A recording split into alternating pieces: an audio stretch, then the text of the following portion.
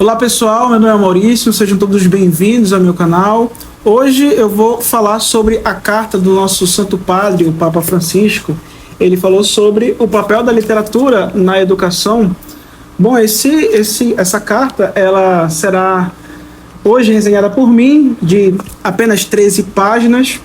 E ela é muito interessante, ela é muito rica, muito profunda, porque fala não somente para as pessoas que são interessadas em literatura, mas fala também sobre a conversão das pessoas, a conversão das almas através da literatura, né? É uma ideia de evangelização, uma expressão da nossa vida cristã, e eu acho que vai contribuir muito para a sua vida como um todo, né? Para a sua formação humana, para a sua formação cristã, enfim. E, bom, já entrando, né, no conteúdo da carta, essa carta ela faz uma referência muito boa, um diálogo muito bom entre o cristão, né, que está direcionado para um mundo divino, né, para as coisas misteriosas, transcendentais e divinas, e a pessoa que está ambientada numa cultura, que está interessada nas coisas terrenas e que almeja minimamente ter uma conduta virtuosa. E a literatura, ela é o pontapé para uma vida minimamente virtuosa, para entendermos um pouco dos princípios e valores minimamente humanos, saudáveis, harmônicos, né?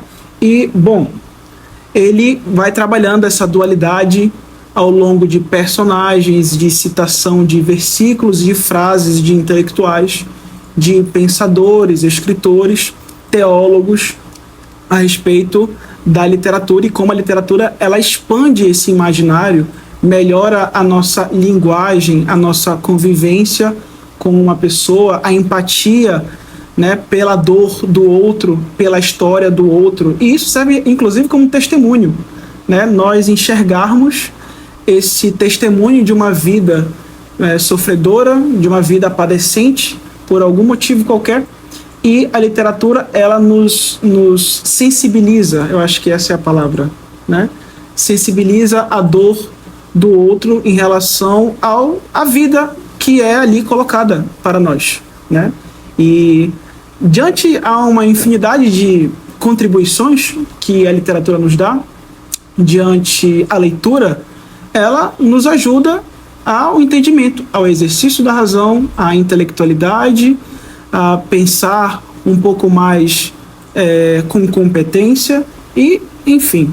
O curioso é achar que essa carta ela foi escrita nas férias, uma vez que na mesma carta o Papa diz que deveria existir um tempo livre para nós lermos uma boa literatura. Essa carta ela foi escrita em 17 de julho, o que me faz crer que o Papa teve esse tempo livre para ler boas literaturas. E ele cita alguns filósofos, escritores, literatos, ao longo da carta para justamente contribuir e reforçar essa ideia dele, né? Ainda falando do conteúdo mais pessoal, ele fala que era um professor de literatura, o Papa Francisco, ele foi professor de literatura, e ele utilizava, né, leituras como, por exemplo, El Cid, é um personagem que viveu ali no século XI, na época em que a Espanha estava sendo atacada por cristãos e muçulmanos, né? Estava tendo uma guerra entre essas duas culturas, essas duas religiões, para ver quem ficava com o poder da Espanha, né? E o El Cid, ele falava, né, quando, uma vez que era general, né, numa certa circunstância da vida dele, ele lia a literatura para os soldados, para, né, os oficiais ali, para reforçar a ideia da fortaleza, da virilidade, da coragem. E, bom, essa leitura, El Cid, é muito bom, né? Era a literatura espanhola medieval. E ensinava, tinha algo a ser ensinado, e na época era uma literatura clássica, né? Onde Bergoglio ensinava, o Papa, né?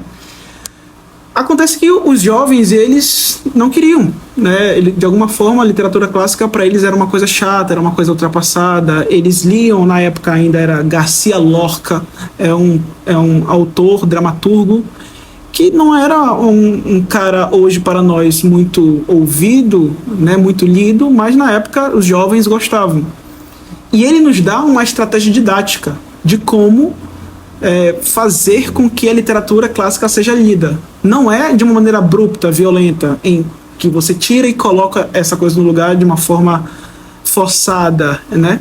Mas que seja transicionada, que use aos poucos, a partir de uma leitura contemporânea, debatida fortemente, e apresentar o quão essa literatura contemporânea é, de alguma forma, superficial e não é rica e não contribui para temas mais, digamos assim, mais fortes, mais atuais, mais clássicos.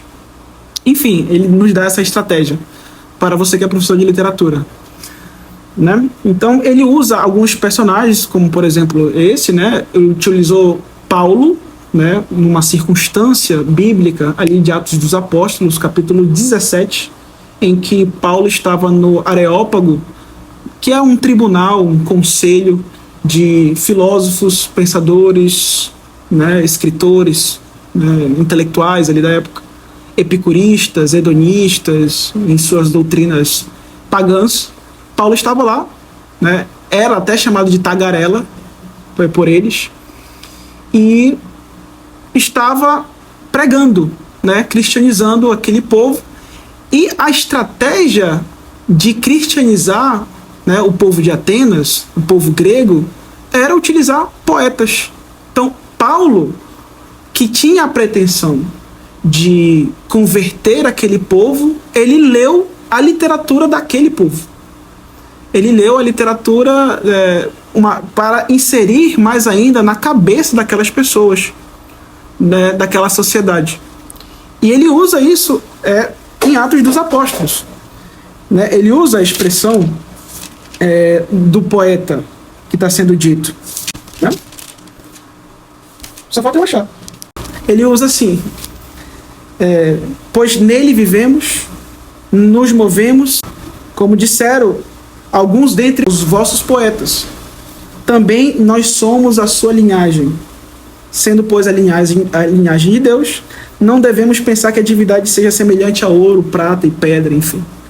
Ou seja, ele utilizou um poeta pagão para cristianizar aquelas pessoas, trazendo, inclusive, nominalmente, uma pessoa chamada Dionísio e alguns povos que ali estavam.